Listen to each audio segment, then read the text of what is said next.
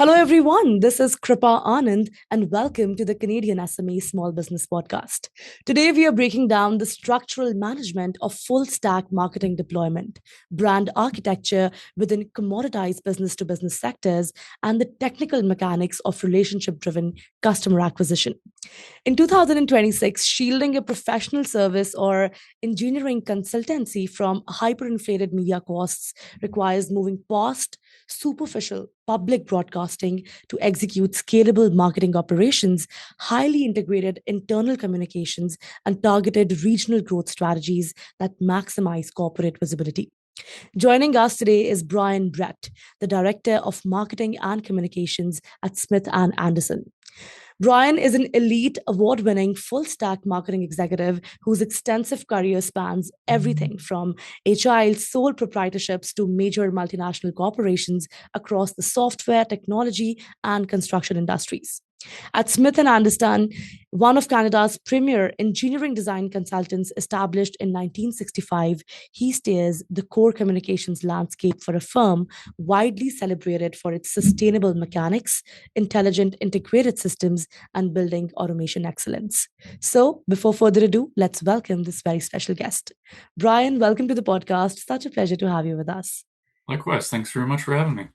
Now, Brian, an overwhelming number of mid market business owners assume that driving real market growth requires maintaining a massive, permanent marketing department with an equally bloated annual overhead budget as well. So let's start the conversation by understanding from your perspective, how can small businesses build an effective marketing function on a limited budget? Go ahead. Yeah, the first thing to understand there is that when we say limited budget, so a startup owner usually means a limited budget for everything. A more established business owner often does mean a limited budget just for marketing. So where there's money for a new printer, new uniforms, new office chairs, but then when you get to marketing communications, it's like, yeah, we don't have money for that. Yeah. A startup will find it really hard to rationalize spending on brand communications, especially. You're desperate to pay the bills, and if there's investors involved, you have to show results. Right. But you want to start doing long-term brand comms as early as you can, because in particular long-term brand comms, because it's in the name. Yeah. It's long-term. It's like investing. Yeah. The sooner Right. you start, the sooner the payoff Yeah. grows. Definitely. I think more than anything else, this is also a mindset thing, right? Because a small business owner is often doing everything himself. He's wearing so many multiple hats. So when it comes to marketing, he doesn't really feel the need of, having a separate budget or do something about it. Those are great insights there. But when we talk specifically about marketing activities which matter the most, when selling into long and complex B2B buying cycles, what marketing strategies work the best in long term? You mentioned, that they need to start thinking about the branding part real early soon. So, actionably, what is it that they can do for the long term B2B growth? So in marketing, there's something called the 95-5 rule, which Mm-hmm. basically says that only 5% of your target audience is at any time in market for your product or service at any given time. So very often there's the tendency to ignore the 95% who are not in market and just focus on the 5%. And Mm-hmm. what the 95-5 rule tells us is no, you should not ignore the 95%, because at some point in the long buying cycle in high involvement B2B especially, there's going to come the time where an existing contract ends or a relationship sours, something like that. And in that moment, you need to be able to come to mind, and not just have your brand name come to mind, but have your name known for something.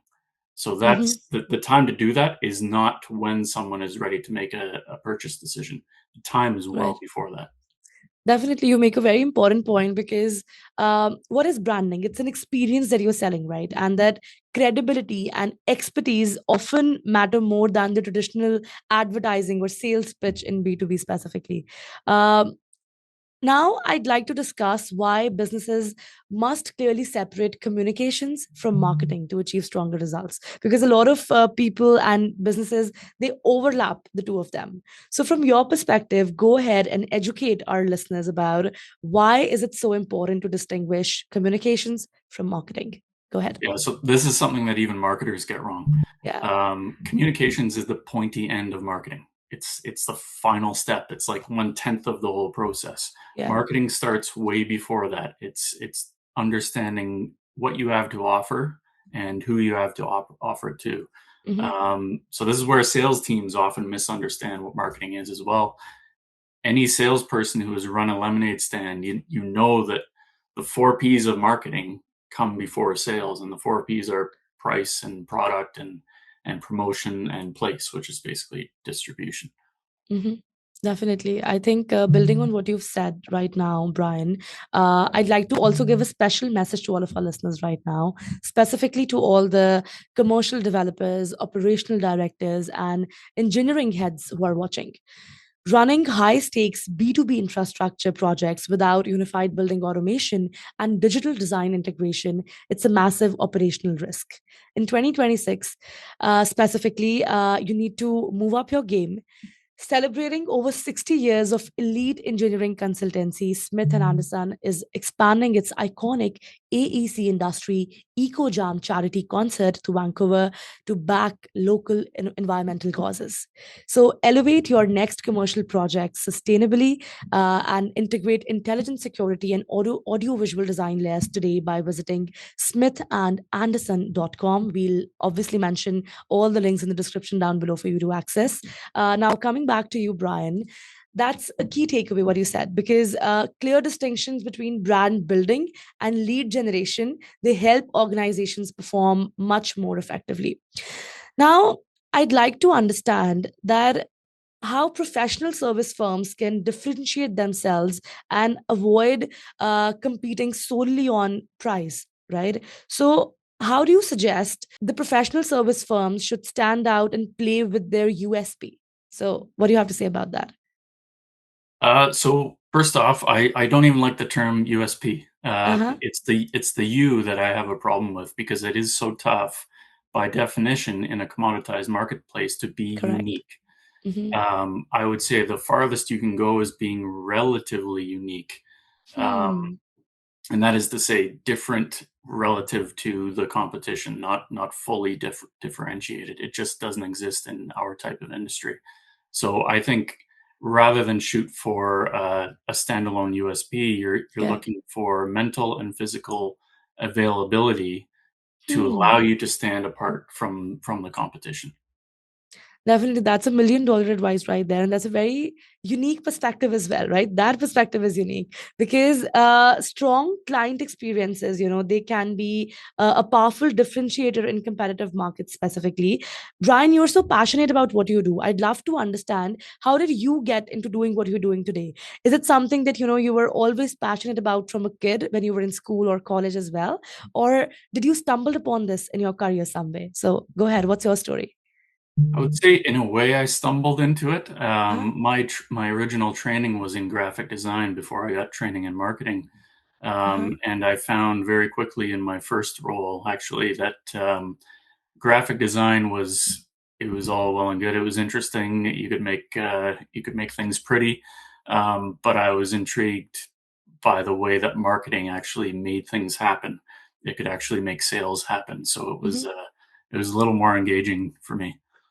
Very nice. Now, I'm sure from the extensive experience that you've had, you've also seen a lot of businesses make those repetitive mistakes, right? So, on top of your mind, do you have any specific mistake that you see an SMB owner usually making when it comes to marketing, and you would want our listeners to maybe avoid that in the next couple of years? So, what do you have to say about that?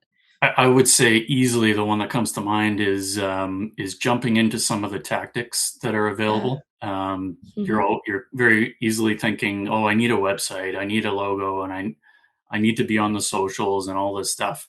And yeah, you probably need some of those, but it's not everything. And you should back up. And if all of your tactics are not informed by a strategy, they're just going to be noise. And the noise is actually the trickle of money out of your bank account. Right. It's wasted. So you need to start with the strategy. That is amazing. Now, I'd also want to touch upon the difference between corporate branding versus using your personal relations to, win in business. So, how do you find that perfect balance between the two? What do you have to say? Well, it's something that even LinkedIn is recognizing this. They're actually prioritizing posts from personal accounts as opposed to corporate accounts, Uh-huh. and so that sort of dance between corporate and individual brands. Mm-hmm. It's sort of like Tim Hortons ran a promotion a while back with these Justin Bieber donuts, Right. and the idea works because we know both Tim Hortons and Justin Yes. Bieber as a brand. If we don't know one of those, it doesn't work. And it's Right. the same with a company and an individual. If you know the individual and you know the firm, it's the ultimate in co-branding. You only see the positives of both of those. Wow, that is a very practical, point of view, which I'm sure our listeners will be they'll find it very relatable. I'm loving this conversation today, Brian, and definitely I'd love for you to be back, hopefully for an in-person episode that we do the next with you, hopefully. But for now, today, before we let you go, if there's one final piece of advice that you have for improving B2B market positioning this quarter, for all of our listeners, if you could whisper one thing into their ears, what would you say and why? Well, I would say so. Positioning is not something you do quarter to quarter. It's something you back up and, as I say, you do the strategy Mm-hmm. first and get that all straightened out. Positioning is strategy. Once you're getting into talking to your customers, that's not the time to be defining or changing your positioning. So Right. I would say it's a bit of a cop out answer. It's not going to be great, but it depends. It depends on your Yeah. business. And if Right. anyone comes on here and says, "Oh, here's the next thing you got to focus on in this quarter," I don't know about that. I think you need to go back to your strategy and decide whether it's right for you. That is an exceptional reminder in a way that good marketing is, entirely portable, but you need to start thinking about it early. And you need to have a strategy in order to, achieve those results that you're striving so hard for. Brian, it was such a pleasure having you on the podcast. Thank you so much for being here and doing this with us. Likewise, loved it. Thank you. All right, that was Brian Bett from Smith and Andersen, a masterclass in operating lean marketing frameworks without sacrificing strategic impact, separating communications from customer acquisition to maximize enterprise clarity, and understanding how Smith and Anderson's expansion of the EcoJam concept to Vancouver is driving community value across Canada in 2026. To all the listeners, thank you so much for tuning in to the Canadian SME Small Business Podcast. Be sure to subscribe and visit CanadianSME.ca for more such resources.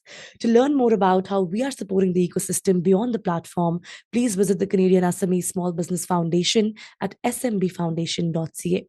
And lastly, a very special thank you to our partners, UPS, our shipping partner, and ADP, our HR partner, for their ongoing commitment to empowering SMBs across Canada. I'll see you all in the next episode. Kripa Anand signing off.